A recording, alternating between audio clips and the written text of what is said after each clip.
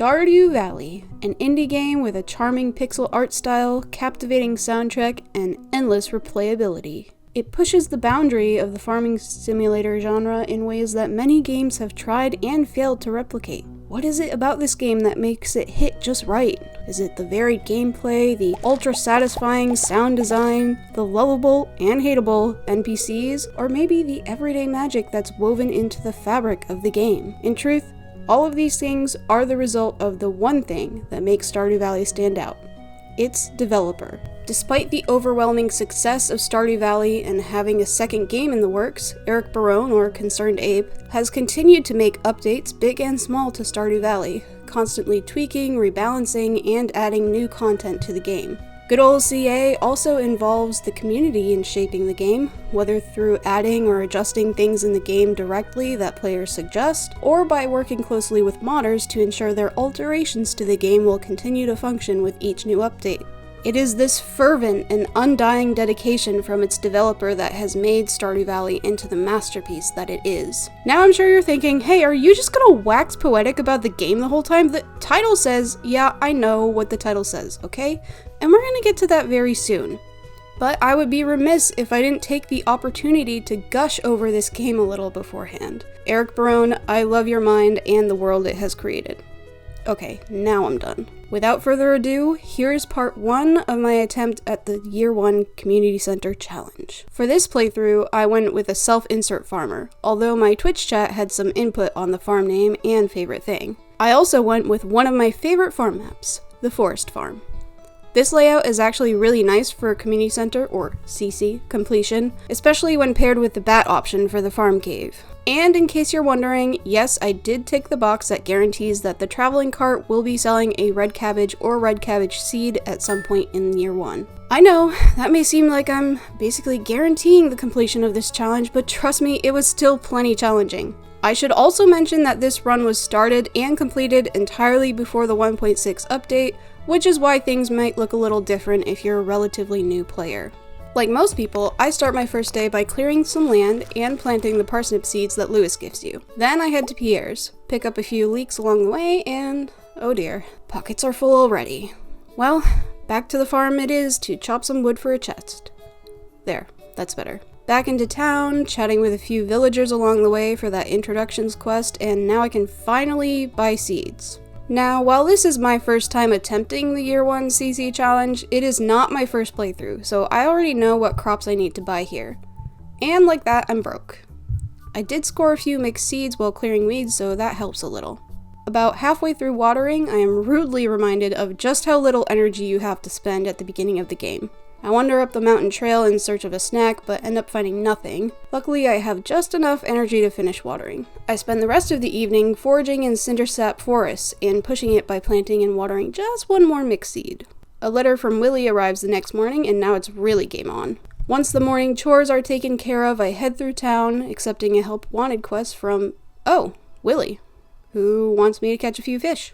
Well, that's convenient. To the beach it is. Willie gives me his old rod, and I get right to fishing. After catching just about every other type of fish available, I finally manage to catch one of the 3 anchovies Willie wants me to catch. I also score a few goodies from the treasure chests. While maybe I could catch the other 2 anchovies today, there's something else I have a chance to do this evening.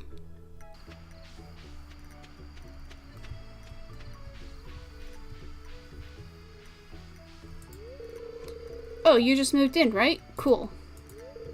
Out of all the places you could live, you chose Pelican Town? Yeah. Take this fish! Yeah, totally worth it. I put aside a few fish, including a sardine for the community center, and spend the rest of my energy chopping more wood. And by doing that, I've leveled up my foraging. Oh, and my fishing is up too. Awesome. On day 3, it's raining, so I take advantage of the extra time and energy. I pick up a few shells on the beach and dig up some gold ore from an artifact spot, and back to fishing it is. Takes me a few tries, but I manage to catch the other 2 anchovies for Willie's quest. I stop in town to introduce myself to a few more people, then check the help wanted board again. Oh, Clint, you know the mine is blocked off at the moment, right? Speaking of mining, I would like to get that leveled up, and there are plenty of rocks to break on the farm. Once I'm out of energy, I go to the saloon to get more introductions out of the way, and oh, hey, Sebastian. Frogs, yeah, frogs. Frogs are cool. Anyways, all that anchovy hunting got me to fishing level 2, and as I hoped, I hit mining level 1 as well. After chasing a crow off my crops and finding this super cryptic note on Grandpa's tombstone, I head into town to chase down more villagers. Willie has posted another fishing quest, so I stopped by the forest river to take care of that. I managed to finish meeting the entire town and stop home to grab another flounder for Sebastian, which... Wait a minute, is this a Little Mermaid joke? Is that why he likes these? Whatever. I end the day by selling the fish I caught, minus a couple for the community center, for a whopping 117 gold. Spring 5 is a big day. I adopt the stray cat Marnie found and chat names it Velociraptor.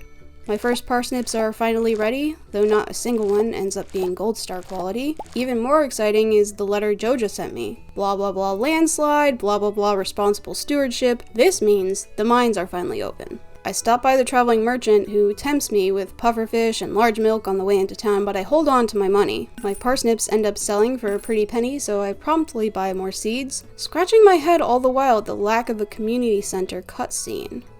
Oh well, perhaps it's just too early in the day. To the mines! The cryptic dude with the eye patch hands me a rusty sword and tells me to prove myself or whatever. I'm not completely listening because I'm here for loot. I think the mines really highlight how exciting even the most basic things are in the early game. That first bit of copper always feels so good. I make it down to level 5 and decide I'm happy with that for now. The night ends with a bit of socializing at the saloon. Oh, and I hit level 1 farming. Now I can make a scarecrow and some fertilizer and... Oh. Hi, Clint. Yeah, I did find some copper ore. Sure, I'll take a furnace blueprint. Yeah, yep. Okay, I get it. So I immediately use almost all of my copper to craft a furnace, and then chop more wood for a scarecrow. I also craft a second chest to set aside things for the community center. My energy is running a bit low, so I wander to the western part of my farm in search of ingredients for a field snack. Oh wow, look at that. This is the forest farm working its magic. Snacks aplenty and a moral for the exotic foraging bundle. After refueling a bit, I head back to the mines, stopping by Robin's along the way to see what I'll need to get a silo going. In the mines, I managed to make it down to level 10 and get a decent amount of copper along the way. The next day, my first potatoes are ready for harvest, which means I can plant more parsnips. After a quick check on the traveling cart, I head to Pierre's. Before picking up more seeds, I accept a quest to slay some green slimes. While I'm hunting for slimes, I score a diamond and 2 amethysts, and get down to level 15. I complete both the initiation goal and the help wanted quest, and all that fighting gets me to level 1 combat. Despite all this luck and progress, I still can't help but notice that I'm a week in and I still haven't unlocked the community center. It rains on spring 8, so I grab my hoe and start digging for clay on my way into town. I usually have good luck by Marnie's or at the beach, so I head down south.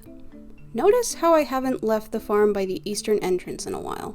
I turn in the slime quest, make my first donations to the museum, and have Clint crack open some geodes. Gunther even gives me free money in the form of seeds as a reward. I catch a bullhead for the community center at the mountain lake, as well as a few more fish to sell. This gets me to level 3 fishing, which unlocks a crab pot recipe. It was also at this point that I was starting to question if something was wrong with my save file, and took to the wiki to see when the community center was supposed to unlock. Turns out, I could have unlocked it the day I got Velociraptor had I entered town via the bus stop path, which I managed not to do even once. Well, better late than never. Not like this is a time-based challenge or anything. In all seriousness though, this isn't really a setback. Since this isn't my first playthrough and I'm not doing remix bundles, I already know what to hold on to, or I can use the look up anything mod to check. In theory, it could be possible to obtain every single item for the community center and donate it all at once, but as you'll soon see, I like the instant gratification of turning things in soon after obtaining them. I return to the mountain to catch a largemouth bass and destroy Robin's front yard digging for clay. Oh, hey Sebastian, is your mom around? What's that? Oh, I guess that's true, yeah. Okay, bye. Anywho, I also catch a bream in the river and hit level 2 foraging that night. The next morning, I get a letter from some guy who claims to be a wizard and somehow knows that I was in the community center. He wants me to come meet him in his tower in the middle of the forest.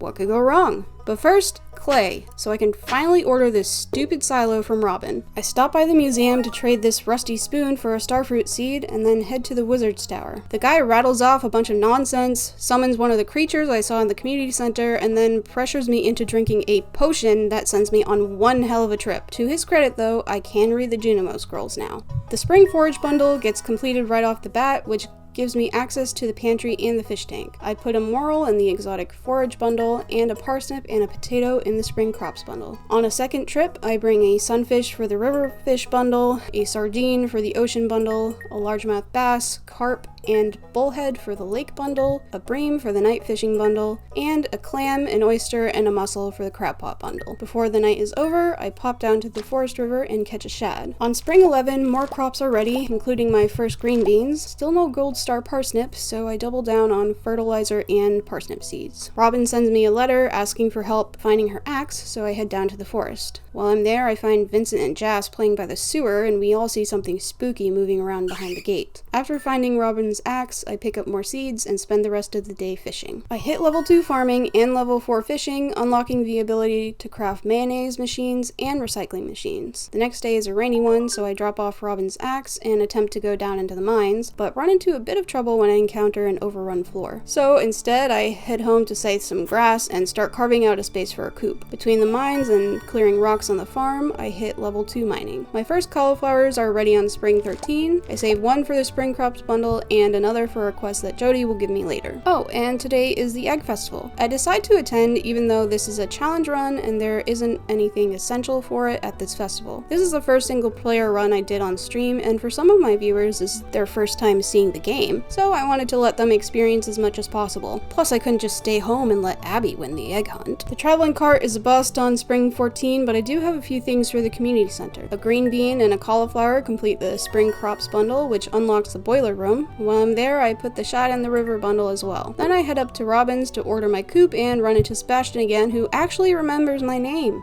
How sweet. In the mines, a rock crab drops an actual crab, and I also reach level 20 and get a weapon upgrade out of it. I finally harvest the first gold star parsnip on spring 15, which doesn't give me much hope for getting 4 more by the end of the season, but I keep planting and fertilizing anyway. I take another trip to the community center to donate the crab to the crab pot bundle, a copper bar to the blacksmith bundle, and a quartz and an earth crystal to the geologist bundle. Then I head to the forest to forage for salmon berries and to try to catch a catfish. It takes me a few tries, but I manage to catch it.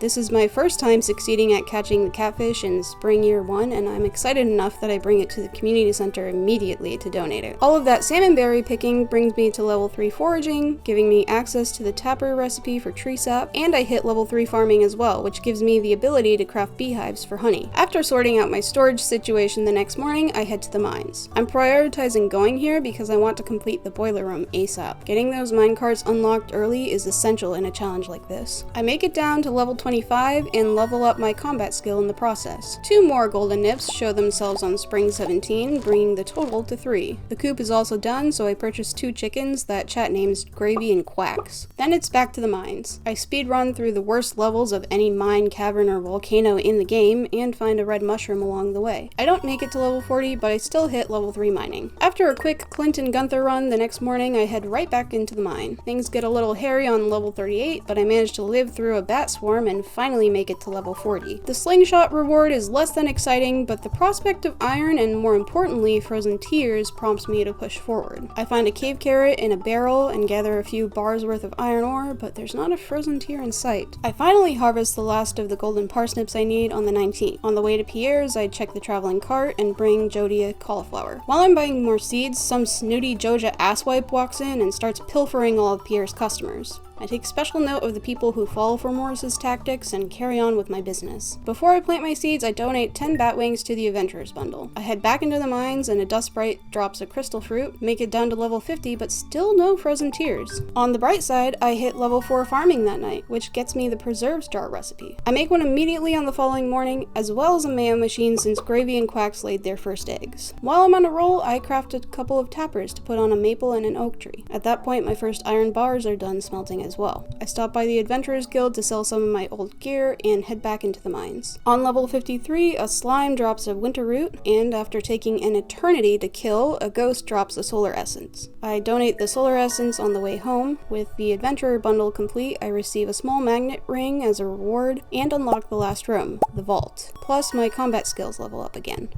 I drop off my pickaxe on the 21st for my first tool upgrade. The money is really starting to roll in now, between the mayo and the more substantial harvests and the fishing. Oh, hey Sebastian, do you, want this cool rock I found? Yeah, that's right.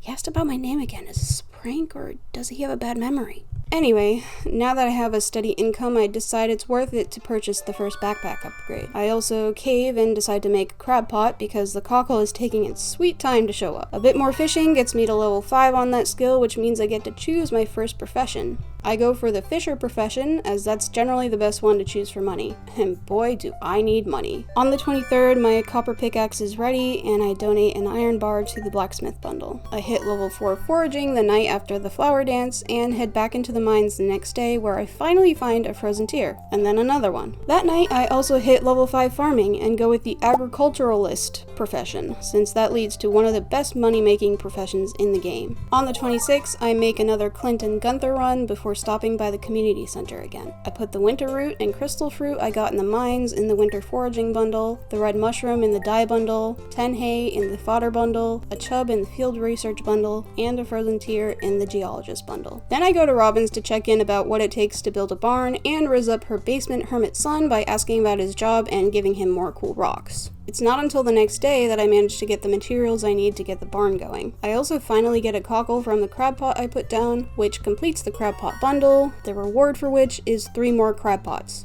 Did Junimos have a sense of humor? By now the money is starting to snowball nicely, and by the last day of spring I've made enough to gain access to the farm cave. And because this farm layout provides easy access to mushrooms, I always pair it with the fruit bats. I get a large white egg that same morning and make it to level 60 of the mines. The last CC donos for spring include the large white egg for the animal bundle, oak resin for the enchanters bundle, and a frozen geode for the research bundle. And then, right when I'm feeling pretty good about how I'm finishing out the season, I experience the unluckiest lucky thing that's ever happened to me in this game.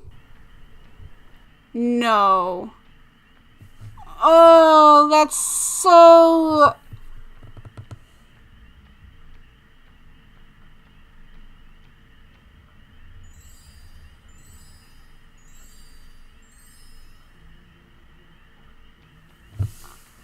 This is the unluckiest lucky thing that could happen in the game. So that event is incredibly rare.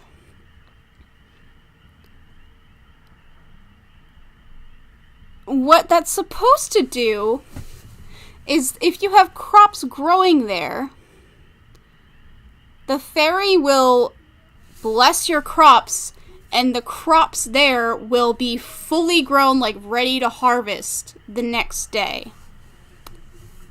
The reason that's the unluckiest thing is because the seasons are changing, and so all of my crops in the ground right now are spring crops and they're dead. And none of my summer crops are in the ground yet because it's tomorrow's the first day of the season. Yeah.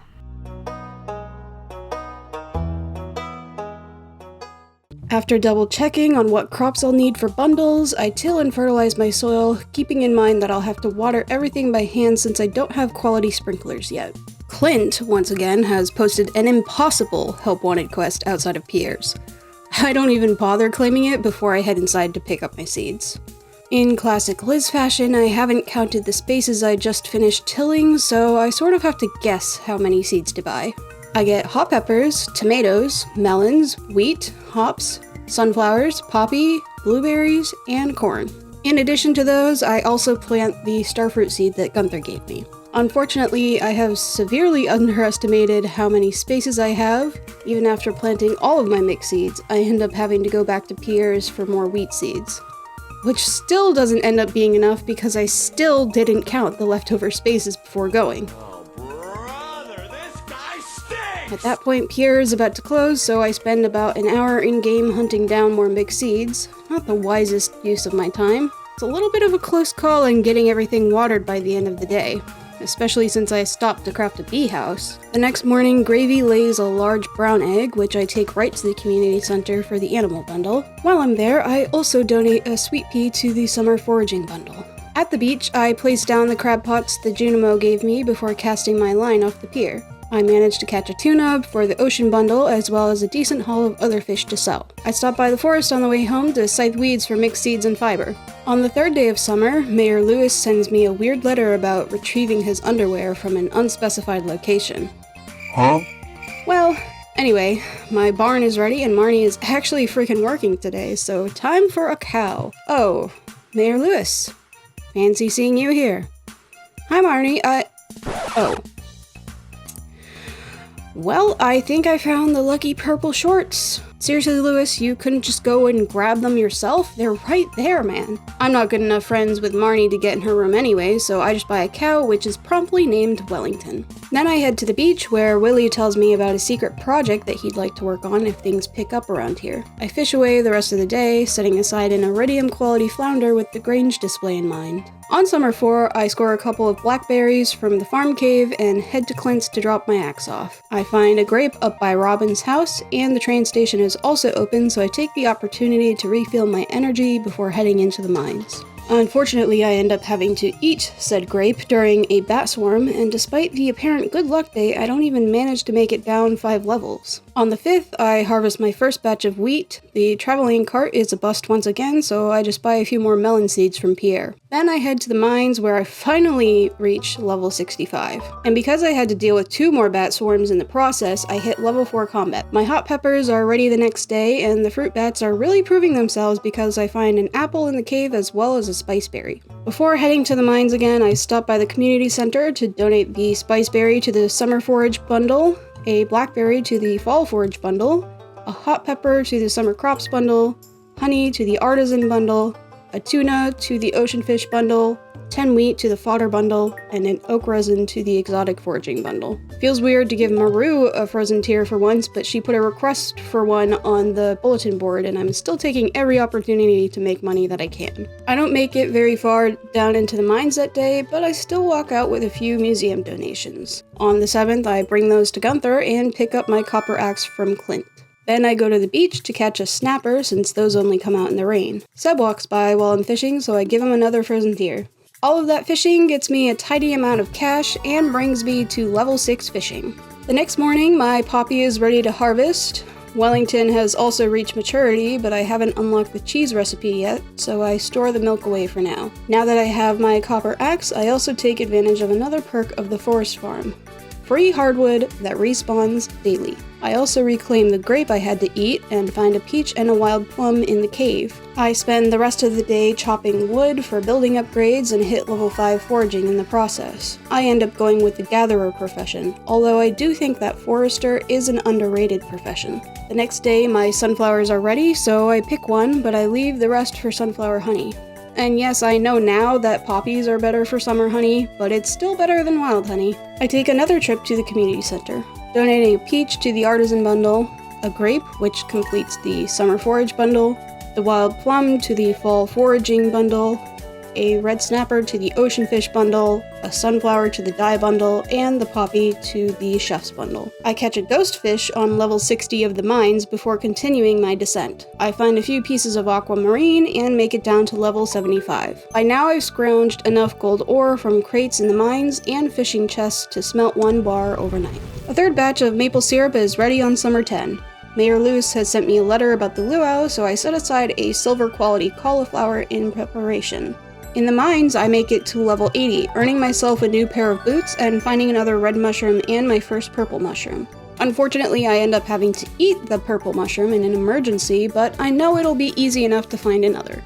That night, I hit level 6 farming, which means I can finally start processing milk into cheese and craft quality sprinklers. I also hit level 5 mining and choose geologist for my profession. My first batch of strawberry jam is done the next morning. I set aside 1 jar for the community center and throw the other in the shipping bin with much excitement. Since the luau is today, I can't get too much done, but I do take the chance to make a cheese press and start working through the backlog of milk. I also find 2 apricots in the bat cave. I place the cauliflower in the giant vat of soup, and somehow that magically makes the soup very pleasant, in the words of the governor.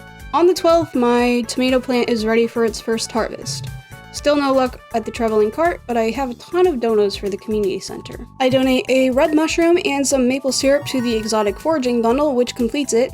I forgot to mention I donated the Cape Carrot to that bundle in spring. 10 hardwood to the construction bundle, cheese, jelly, and an apricot to the artisan bundle, a tomato to the summer crops bundle, a ghost fish to the specialty fish bundle, an aquamarine for the dye bundle, and a gold bar to complete the blacksmith bundle.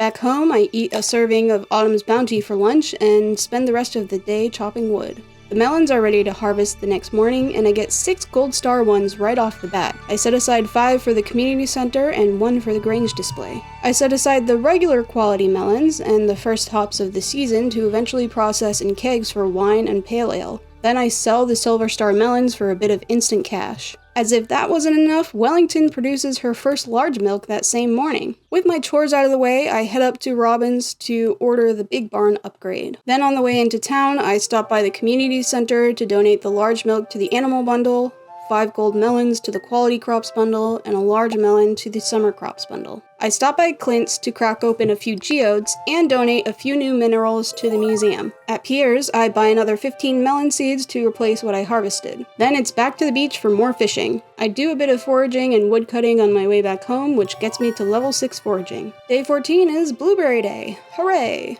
Pam sends me a letter asking for pale ale. She'll have to wait because I can't even make cakes yet. I hold on to all of the regular quality blueberries and sell the silver and gold ones. The traveling cart disappoints once again, and the luck isn't good that day, so I just get to chopping wood for most of the day. Before the night is over, I also take the chance to fish in the large pond on my farm. Another benefit of the forest farm is that you can catch fish normally found in cindersap forest, and there's even a chance of catching a wood skip, which is usually exclusive to the secret woods. I just end up catching a pike and a bunch of trash this time around, but it's worth doing for CC completion.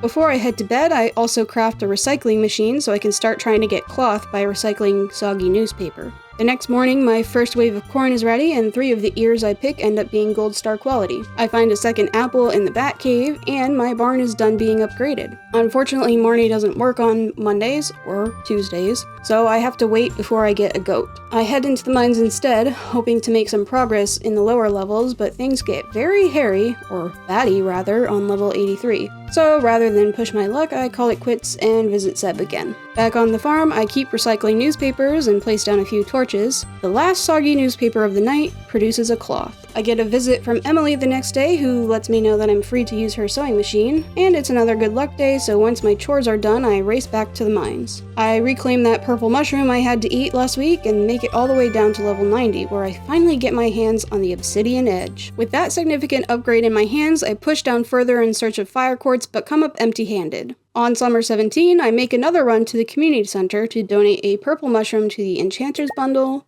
a blueberry to complete the summer crops bundle, cloth to complete the artisan bundle, and a common mushroom to the fall foraging bundle. Then I head to Marnie's to finally get a goat, which gets named Aguilar after a chat member who said, quote, "Me goat." After that, I try to go down to the beach with 200 wood to repair the bridge, only to find out that it actually requires 300 wood. I swear I make this mistake every damn playthrough. So rather than simply going back home to get the rest of the wood, I give up entirely and fish in my farm pond instead. While I'm fishing, I put some hops in the keg the Junimo gave me to make pale ale. After fishing all evening, I come away with a singular pike. Woohoo! More blueberries are done on summer 18, and despite the luck only being neutral, I head into the mines. On level 93, I find a diamond, and on floor 94, I finally find a fire quartz. Feeling very happy with my luck indeed, I keep on trucking and make it all the way down to level 100. There I get my first ever star drop, which of course tastes like... Anyway, With that out of the way, I make my way to the community center to donate the fire quartz, completing the geologist bundle and the boiler room as a whole. That night, the Junimo do their adorable little dance around the minecarts. After doing my chores and checking on the traveling cart the next morning, I used the newly fixed carts to get right back into the mines. Between the copper pickaxe and my new sword, I am cruising through the levels, making it down another 10 levels. I do unfortunately end up passing out on the way back home, but between the sick purple boots, the loot, and leveling up my farming, combat, and mining skills, it's totally worth it. I honestly am not sure which combat profession is better, so I sort of just randomly choose fighter. On summer 20, I drop my axe off at Clint's for another upgrade and make a few more donations to the museum. Then I stop by the river to give Seb another frozen tear before chasing down Pam so I can complete the pale ale request. On my way up the mountain, I run into Seb again. He shows me his motorcycle and talks about his desire to escape his current life. After a quick chat with Linus, I attempt to catch a sturgeon, but don't end up finding one before it goes away at 7. Still, I make a decent amount of gold that night. The next morning, I spend a bit of time considering my options. On the one hand, since pigs take quite a while to mature and won't dig up truffles in the winter, I want to have one by the first week of fall. On the other hand, I also want to have enough money to go all out on fall crops. While I'm stewing over it all, I pop down to the traveling merchant, where to my delight, I find a red cabbage seed for sale. I happily purchase it, and after some thought, I buy the pufferfish on offer as well. I figure it will save me having to upgrade my fishing rod for a little while longer. I stop by Pierre's to literally just look at the calendar and determine that as long as I have the barn ordered by the 8th of fall, I should be able to get a truffle before winter. While I'm there, I also accept a quest from Demetrius to slay some rock crabs. I'm headed to the mines anyway, where I get down to the very bottom and obtain the skull key. Back on the farm, I fish a wood skip out of the pond and spend the rest of the night planning out the crop layout for the next season. The next morning, my goat produces her first pail of milk. My axe is also ready, so I head to Clint's to pick it up and crack open a few geodes. After making more museum donations, I head home to grab my sword and make for the secret woods. There, I grab a fiddlehead fern for the community center and chop a bunch of hardwood. That reminds me that I still haven't repaired the bridge on the beach yet, so I grab some wood and go to rectify that situation. Of course, there isn't a single sea urchin there that day, but it's good to have it out of the way. The rest of the night is spent replenishing my wood stores. On summer 23, I continue planning things out so I can determine how many sprinklers I'll need to craft. While the materials are smelting, I clean up more of the farm and gather more wood, which gets me to level 7 foraging that night. I spend most of the next day in the mines gathering more material for the sprinklers. On summer 25, I deliver a hot pepper to George and an emerald to Pam before heading back into the mines. I finish gathering all of the materials I need and head back home to find my first bottle of wine is ready. Rather than selling or donating it, I decide to keep it for the Grange display. I put some blueberries in the keg next to make a cheaper wine for the community center. And that night, I hit level 7 mining. The last blueberry harvest is ready the next day, and I finally craft a few lightning rods to protect my crops. I purchase a pomegranate and a sandfish from the traveling merchant. On the way to the mines, I make a trip to the community center. I donate the pufferfish, sandfish, and wood skip to complete the specialty fish bundle. A fiddlehead fern goes in the chef's bundle, and the pomegranate goes in the enchanter's bundle. I'm only a little annoyed to find a pomegranate in the Batcave the next morning. I grab a sea urchin on the beach and go to the mountain lake to make another attempt at catching a sturgeon. It still manages to evade me, so I distract myself from the disappointment by clearing up the train station a bit more. On the last day of summer, I get the last maple syrup I need for the community center. I spend more time in the mines until it's time for the best festival of the year.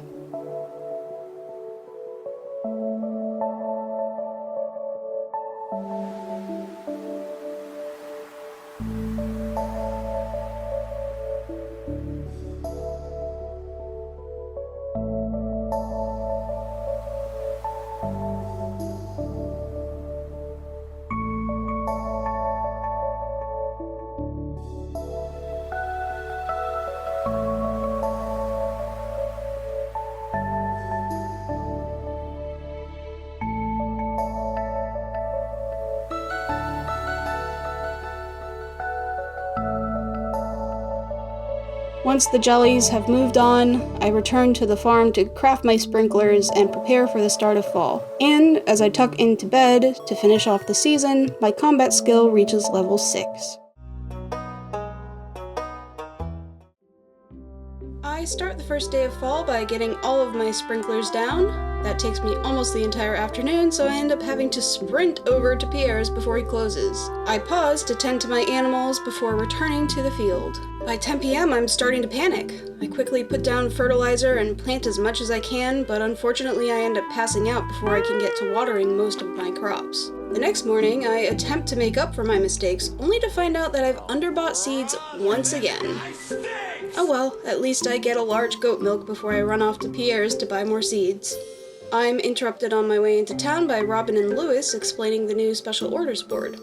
I ignore that for now. After buying wheat seeds for filler, I head to the community center. There, I donate the large goat milk to the animal bundle and complete the quality crops bundle with 5 gold star corn. I also donate a sea urchin to the dye bundle and a maple syrup to the chef's bundle. Once my field is finally fully planted, I head down to the forest river for some fishing.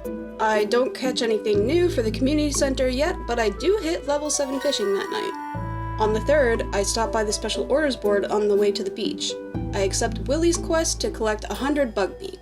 I finally catch a tilapia and sell a bunch of beach forage to Willie, which puts me at enough gold for the barn upgrade. So I run back to my farm to get the materials and get up to Robin's to place the order. I'm about to get started on the Juicy Bugs quest when I remember that I'm meant to catch a tiger trout too.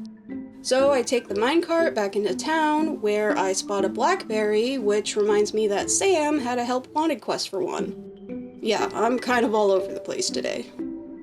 It gets to be too late to catch a tiger trout, so I go back to the mines for the rest of the evening. The wine for the community center is ready the next day, which means I can start making wine to sell again. I catch the tiger trout in the forest river and decide it's time for another community center run. I donate the wine to the enchanter's bundle, and then I complete the river fishing bundle with the tiger trout and the ocean fishing bundle with the tilapia. Then it's back to the mines to hunt for bug meat. In the process of working on the quest, I complete the monster slayer goal for cave insects. On Friday, the deluxe barn is done, but I have nowhere near enough gold to buy a pig yet. Back in the mines, I continue grinding away at the juicy bugs. I get up to 80 of the 100 bug meat, and at some point, I got an ancient seed from one of the bugs. I'm not sure exactly when this happened, because my face cam partially covers where the loot pop-ups appear. Based on where it is in my inventory, I think it was one of these bugs that dropped it. I promptly bring the seed to Gunther the next morning so I can get the plantable ancient fruit seed and the recipe to make more if I find the non-plantable ancient seed artifact. Is anyone else confused by this? I also donate the last dwarf scroll I need to get the dwarvish translation guide. I finish the Juicy Bugs quest that afternoon and bring the bug meat right to Willie's grody bait bin. Then I grab a bunch of my old gear and head back up the mountain to sell it all to Marlin. I round out the evening by taking all of the hay out of the silo via the bin in the coop. Then I size some grass to refill the silo. I'm doing this because one silo only holds 240 hay at a time, whereas 999 hay fits in a single stack in a chest. So if I just keep emptying and refilling the silo, I can store away a load of animal feed. And remember, this is Stardew Valley 1.5. No grass sticking around in the winter. That night I hit level 8 farming, which gives me the crafting recipes for deluxe speed grow, oil makers, and most importantly, kegs. My first eggplants are ready on the 7th, so I set one aside for the CC. I donate that, along with an ear of corn, to the fall crops bundle. After selling a few things directly to Pierre, I finally have enough money to buy a pig named Tenderloin. I craft as many kegs as I can with the materials I have and start turning hops into pale ale. I chop a bunch of wood for more kegs and preserve jars. On the day my cranberries are ready, Linus sends me a letter asking me to find his basket. Wellington produces an iridium large milk, which I save for the Grange display. I also found the last apple I need in the bat cave. Once I've found Linus's basket, I head up to the mountain. While I'm looking for him, I deliver a melon to Demetrius and have a quick chat with Seb. I find Linus up by the train station, hand him his basket and a blackberry, then get to foraging and woodcutting. Later that day, I donate the 3 apples to complete the fodder bundle. I accept a special order from Demetrius to catch a bunch of midnight carp, then head to the forest to continue foraging. When 10 p.m. rolls around, I start fishing in the pond for the Midnight Carp quest. Another letter from Linus appears the next morning, this time with the recipe for sashimi, which has nothing to do with the challenge, but is still important for other things. I deliver an emerald to George and some amaranth to Marnie before heading back into the forest. I spend another afternoon doing more foraging and wood gathering. Up on the mountain, I run into Linus, who shows me how to craft wild bait. Then it's back to fishing for midnight carp, this time at the lake. My luck doesn't improve much with the change in location, and I still only catch one midnight carp before I have to head home. Beer and jelly are both ready on the 10th, so I take a minute to refill the kegs and jars before I leave the farm. I stop by the community center to donate a hazelnut to finish the fall foraging bundle. Then I go to Robin's to order a coop upgrade before heading into the mines. I go through the coal levels to farm iron and coal. It takes me until 11 to remember that I'm supposed to be catching midnight carp, so I don't end up getting any that night. A singular yam is ready to be harvested the next morning. And it's another good luck day, so I head back into the mines. Once I'm happy with the amount of copper I have, I spend a bit of time resetting levels 105 and 115 in search of a particular kind of rock. Then it's back to fishing at 10. The coop is done being upgraded on the 11th, so I go to Marnie's to buy 2 ducks that are dubbed Turducken and Aflac. Following another afternoon of woodcutting, I return to the mountain lake. The special order is proving to be quite the challenge since midnight carp are only available after 10 p.m. I've only managed to catch 1 or 2 each night, and Demetrius has requested that I catch 10. Not sure if I'm going to be able to complete this one. On the bright side, I hit level 8 foraging that night. I spend most of the next day in the lower levels of the mines working on my combat skill and keeping my eyes peeled for a mystic stone. After catching 0 midnight carp that evening, I'm pretty much giving up on completing that quest. But thanks to all that monster fighting, I do hit level 7 combat. In a last-ditch effort to finish Demetrius' quest, I head to the beach to buy the iridium fishing rod. After another day in the mines, I give it one last go at the lake. Unfortunately, even with the help of bait, I only managed to catch 2 more. Even though I don't finish the quest, I still hit level 8 mining and make some decent money that night. Fall 15 is Pumpkin Day. I save a gold star for the fair and keep all the regular ones for processing. The rest I put right in the shipping bin for some really good instant cash. I stop in town to make a Clint and Gunther run and to buy more pumpkin seeds. Once I've replanted the pumpkins, I grab some materials and sell a few cranberries to Pierre so I can order the deluxe coop upgrade. Before I place the order, I give Maru and Demetrius a hand in the lab. While Maru is grabbing some samples, Demetrius makes a comment about not getting in the way of Maru's future. Little does he know I've got eyes on a different member of his household. Once the coop upgrade is ordered, I get to fishing. I catch a walleye in the mountain lake. On my way to the beach, I accept a special order from Clint to slay 50 bats. Then I catch the eel pretty much immediately and head straight home to grab more donations for the community center. The pumpkin and the yam complete the fall crops bundle, and the walleye and the eel complete the night fishing bundle. All of the pumpkin picking brings me to level 9 farming, which gets me some important crafting recipes, and I hit level 8 fishing as well. The Stardew Valley Fair is the next day. I bring my very best to the Grange display contest and blow Pierre out of the water. Then I gamble my star tokens until I have enough to buy the star drop and the rare crow. On the morning of the 17th, my ducks are fully grown. One of them has laid an egg, but the other has already produced a duck feather. I take my last opportunity to empty the silo before my coop is finished getting upgraded, and scythe more grass to refill it. On the way to the mines, I stop by the community center. I donate the duck feather to the dye bundle, and the duck egg to the animal bundle, which completes the pantry room. In the mines, I farm iron and coal, in between killing bats for Clint's special order. I managed to get 18 of the 50 bats ticked off before it's time to head home. The Junimo do their little dance once again, this time around the rundown greenhouse. The next morning, a fully grown tenderloin starts producing truffles before I'm even done with my morning chores. And thanks to the gatherer profession, the first one I pick up doubles into 2. After stowing one away for the chef's bundle, I head up to Robin's to rearrange a few of the buildings on my property. While I'm there, I check on what it will take to upgrade my house and find that I just need more wood. Back at home, I put a truffle in my newly crafted oil maker and then pop down to Marnie's to buy rabbits, except of course, she's not working. Oh my god! I spend the rest of the evening gathering wood and working on putting up a fence to keep my animals contained. Now that my pig is finding truffles, keeping them fenced in will make it easier to keep track of where they are. On the 19th, I finally get around to addressing the greenhouse that is now at my disposal. I start putting cranberries in the seed maker so that I can fill most of the greenhouse with those for now. While I'm waiting for the seed maker to process, I make a quick run down to Marnie's, who's actually freaking open, to to buy 2 rabbits. After Hip Hop and Bounce get sent to their new home, I discover that I've spoken to Marnie enough to gain access to her room and to Lewis's lucky purple shorts. I buy a spicy eel from the traveling cart, then get back to sorting out the greenhouse. I plant a few cranberry seeds, the ancient seed, the red cabbage seed, and a couple of starfruit seeds. The rest of the evening is spent chopping wood once again. The next day, I buy the last backpack upgrade from Pierre and order my house upgrade from Robin. Then I go back into the mines to work on Clint's bat slaying quest. And while I'm down there, I complete the monster slayer goal for bats. On the 21st, I give Robin some goat cheese for her birthday while she's working on my house. Oops.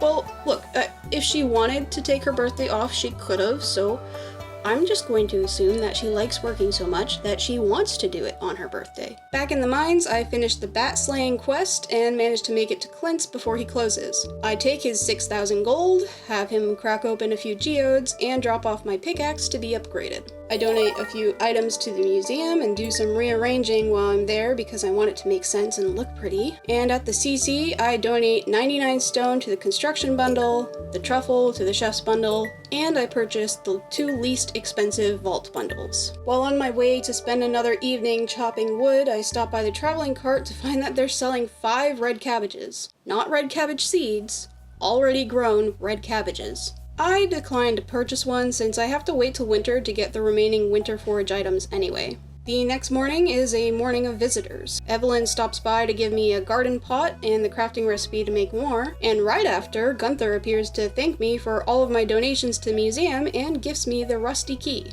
Clint also sends me a recipe for a geode crusher, which may eventually make him obsolete. After I complete my morning chores, I bring 198 wood to the community center to complete the construction bundle. At the special orders board, I decide to give Demetrius's aquatic overpopulation quest another go. This time, it's for tiger trout, which are available for a much longer period during the day, so it seems much more manageable this time around. So I fish in the forest river until the tiger trout go away at 7 p.m. and come away with 3 of the 10 I need. On fall 23, my house is done being upgraded, so I keep an egg so I can make a fried egg. Then I buy some rice from Pierre so I can make a maki roll too. I bring those to the community center right away so I can complete the chef's bundle. While I'm there, I also purchased the 10k gold bundle. Then it's back to fishing in the river for more tiger trout.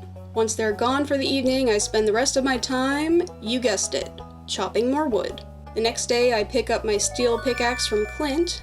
Then I stop by Robin's to deliver a fire quartz to Maru and say hello to Seb. While I'm there, Robin gives me the recipe for flute blocks and drum blocks. I finished catching all of the tiger trout I need for the aquatic overpopulation quest and spend the rest of the evening chopping wood. And some hardwood, so that's a little different. On the following morning, I get a crafting recipe for a farm computer in the mail from Demetrius, and my rabbits are also fully grown this morning, but no rabbit's foot yet. With most of the bundles just being a waiting game at this point, I don't have a whole lot to do for the rest of the day. So I load up my inventory with gifts and start passing them out to every villager I come across.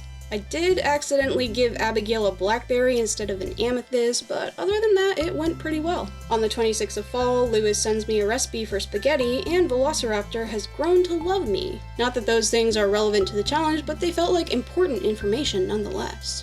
Despite not needing much to complete the CC at this point, I still check on the traveling cart. I'm slightly tempted to buy the crocus on offer, but knowing that I'll have to wait until winter for other things, I skip on it. Then I head to the community center to purchase the 25k gold bundle and complete the vault room. After that, it's into the mines to gather resources and work on my combat and mining skills while I'm at it. Between floor resets, I pop over to the Adventurers Guild to check on the monster eradication goals and pick up the vampire ring from Gil. Before I turn in for the night, I place down the crystallarium and put a ruby in it. These aren't the best gems to duplicate for money, but they will be important for other things quite soon. On a somewhat related note, that night the Junimo danced their adorable little dance once again, this time to fix up the bus. So the next morning I buy a ticket to the Calico Desert where I trade a ruby for some spicy eel and meet Sandy, who runs the Oasis shop. After a bit of foraging, I head into the cave where I find a skull door. The perfect match for the skull key I found at the bottom of the mines. I eat my spicy eel, ready my bombs, and begin making my way down into the skull caverns. The difficulty really ramps up here compared to even the most dangerous levels of the mines.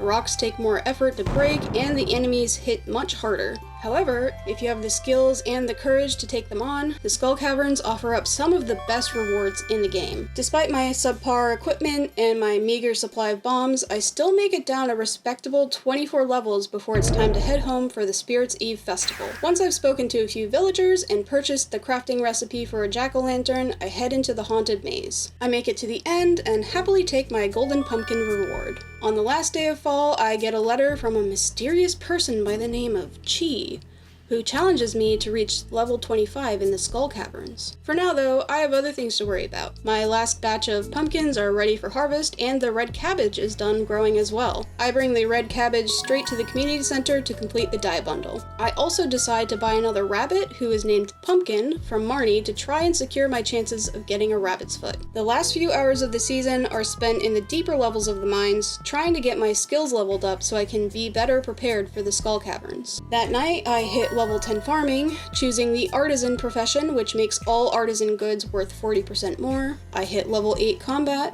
and I make a satisfying 35,000 gold from all of the quality pumpkins I sold.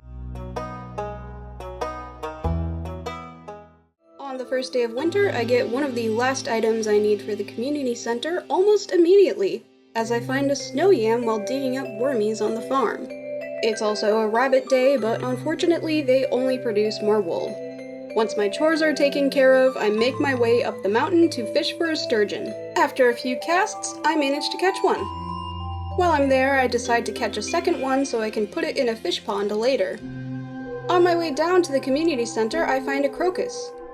I donate that and the snow yam to the winter foraging bundle, which completes the craft room. Then I donate the sturgeon to the lake fishing bundle and finish the fish tank as well. On my way to check for nautilus shells on the beach, I accept Robin's quest to collect and deliver 80 hardwood. The beach only has a single sea urchin to offer, so I decide to head to the sewers and pay Krobus a visit. I gift him a pumpkin for his birthday before heading back home. Unfortunately, I already chopped my respawning hardwood stumps before accepting Robin's quest, but I still have a few fallen trees left on my property. I take care of those, then pop down to the secret woods to get the hardwood there. That night, I discover that if you complete 2 community center rooms in one day, you only get the cutscene for one of them. The next morning, I plant the winter seeds that the Junimo gave me just to have a little something in the ground, and I spot a shadow person by the bus stop, but they run away upon seeing me. Before I go to address that, I take the minecart to Clint's to get some geodes processed, and to drop off my watering can for upgrading. I find an ornamental fan while scouring the beach for nautilus shells, then head back to the bus stop to investigate the shadow person. I follow their footsteps to their hiding spot, and they hand over the magnifying glass that they apparently stole. From whom, I have no idea, so I just keep it for myself. While chopping more hardwood for Robin's quest, I find my first secret note, which is just Alex's strength training diet, but I have a feeling that some of these notes will be very helpful. And that night I hit level 9 foraging. After chopping one last fallen tree on the 3rd, I have enough hardwood to finish Robin's quest. Up on the mountain I run into Willy, who gives me a copper pan, and I also pay a visit to the quarry, although I'm actually after wood more than stone at the moment. I turn in the hardwood, then place an order for a shed. I check the beach again and try to go to Marnie's for more rabbits, but just barely miss her. So instead I give Linus a birthday gift and turn in early. The next morning, Robin sends me a recipe for pumpkin soup, which will be very important very soon. I pick up my copper watering can from Clint and immediately turn it back in for the steel upgrade. After donating a few artifacts to the museum, I check the beach once again and find not 1, but 2 nautilus shells. I buy 2 more rabbits, named Roger and Jessica. Then I craft a few bombs and head to the quarry. Once the quarry is cleared, I head back home for another early bedtime. On Friday the 5th, I pick up another round of wool and my shed is done being built.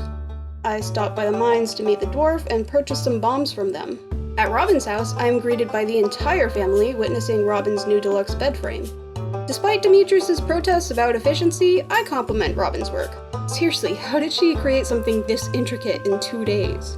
With that out of the way, I can gift Seb a frozen tear, check the traveling cart, and promptly go to bed at 1 in the afternoon.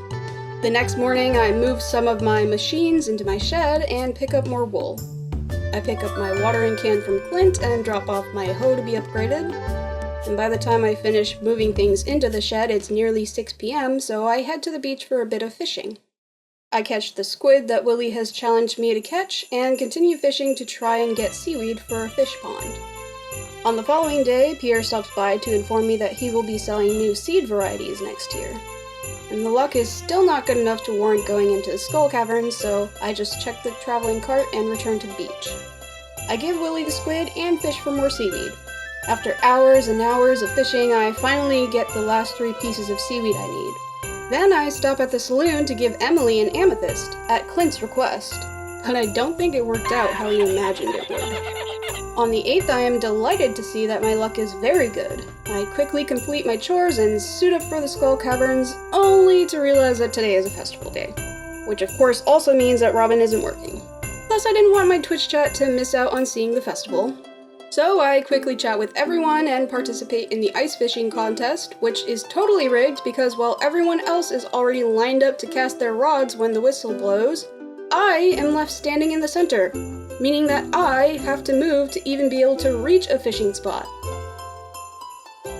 Like I said, rigged.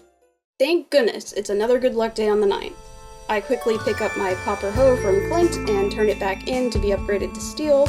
Then I head to the desert for my second foray into the Skull Caverns. Armed with bombs and the steel falchion I found the last time I was here, I managed to make it to level 25 like Mr. Chi wanted me to. But I'm not stopping there, and no. For one thing, there's a very small chance of these flying serpents dropping a rabbit's foot, and I'm also on the hunt for another extremely rare item. I have a few close calls and end up having to dip into my spicy eel supply more than I'd like, but on floor 42, I'm rewarded with one of the 2 things I'm looking for. You seem very stressed in these caves. Well, it's a very stressful place to be. I'll be honest with you. Yes! That's right. I have my first prismatic shard, and you know what? Gunther can have it. In his dreams, I continue my descent until I'm out of food and bombs, and while I don't find a rabbit's foot, I walk away with something worth so much more. With that precious stone held high, I walk to the center of the 3 golden pillars and find myself in possession of a galaxy sword. And that night, I hit level 9 mining, unlocking the recipe to craft crystallariums at the perfect time. A tidy 10,000 gold is waiting for me in the mail the next morning, and the luck is back to neutral, but I have other things to do anyways. My first iridium bars are done smelting, and I have pumpkin soup to make. I make the trip up to Robin's to order a fish pond and give Seb the pumpkin soup for his birthday. Then I accept the prismatic slime quest from the special orders board. So I spend the rest of the day plundering the upper levels of the mines, killing slimes and duggies as I go. On the 11th, I get a letter from Pierre telling me that if I want to date someone, I'll need to buy one of his bouquets. Sounds like a scam to me. The luck is neutral again, so after refilling the silo, ordering a gold axe from Clint, and donating the tibia to the museum, I return to the mines to keep hunting for the prismatic slime. This time I was in the cold levels, farming iron and coal as I went. The next morning I get a letter from the wizard requesting a void essence. I spend a bit of time getting more things planted in the greenhouse. Then I put the extra sturgeon I caught in my brand new fish pond. I stop by the traveling cart on the way to deliver the wizard's void essence, and I go to the sewers to buy an iridium sprinkler from Krobus.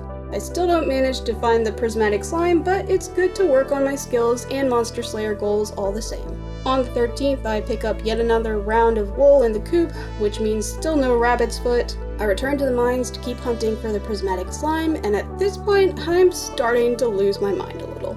You're all gonna taste my sword. What are you doing? You! Tell me where the prismatic slime is! Tell me or you'll end up like the others! You ended up like the others. Prismatic slime, please come to the principal's office. Your mother has brought you your extra pair of underwear that you asked for. Yeah. Eventually, I start resetting the levels with the elevator, but even that isn't enough to get me the prismatic slime I so desire. The next day brings more wool and a lackluster traveling cart, and I decide to give up on the prismatic jelly, so instead I bring a maple syrup to the secret woods and make friends with a bear. I pick up my gold axe from Clint and give him my pickaxe to upgrade next. Then, with nothing much left to do, I go to bed at 2 p.m. And of course, now that I don't have my pickaxe for 2 days, the game decides to bestow me with a good luck day. I gather some wood so I can craft a second loom and a few more kegs, then I plant some more cranberry seeds in the greenhouse. At the night market, I watch the mermaid show and use the secret code to obtain a pearl. By then it's already 11 p.m, so I pay the 250 gold to warp home. On the 16th, I give my sturgeon a diamond so they'll reproduce. Then I head up the mountain. I sit in on a Solarian Chronicles one-shot with Seb and Sam, and then gift Seb another frozen tear. As I'm leaving, I run into Linus while he's foraging. I go to grab my pickaxe from Clint, but of course he's taking the day off for a doctor's appointment, so I just return home and go to bed early. On Winter 17, I get a letter from Clint asking me to smelt an iron bar for him, as if he isn't literally the town blacksmith that gave me the blueprint for furnaces in the first place. But more importantly, I walk into my coop to find that one of my rabbits has finally dropped a rabbit's foot. This is it, the very last item I need for the community center. I grab the nautilus shell, and with the rabbit's foot held high, I make my way to the community center. I donate the nautilus shell, completing the field research bundle, and then the very last item, the rabbit's foot, is donated to the enchanter's bundle, finishing the bulletin board and completing the Year 1 Community Center challenge. With the last bundle done, the Junimo finished fixing the community center and returned to the spirit world. I pick up my gold pickaxe from Clint, go to sleep at 1 p.m. again, and wake up to a mailbox full of recipes and a notice about the Winter Star Festival. Marnie stops by to ask me to deliver a cave carrot. After giving my animals extra pets for helping me complete this challenge, I wander into town to find all of the villagers celebrating the return of the community center. Lewis commends my efforts and gives me a trophy. Then Morris shows up to see where all his customers went, and Pierre yeets him into the frickin' sun. Last but not least, I stop by Pierre's to buy a bouquet of flowers for a certain somebody. So I completed the Year 1 Community Center challenge, with 11 days to spare no less. And while I went just a little loopy towards the end, I still had a ton of fun doing it. I hope you all had just as much fun watching this series. And now I hear you saying, but Liz, there's still another 10 days of Year 1 left. You only just got the Galaxy Sword, and you just bought a bouquet that you haven't even given out yet. Well, don't you worry. This playthrough certainly didn't stop here, and I plan on covering the rest of it in a sequel series, how I completed my first ever perfection run of Stardew Valley. So, if you're interested in seeing that, be sure to leave a like and subscribe to the channel. Thank you all so much for watching, and I'll see you in the next one.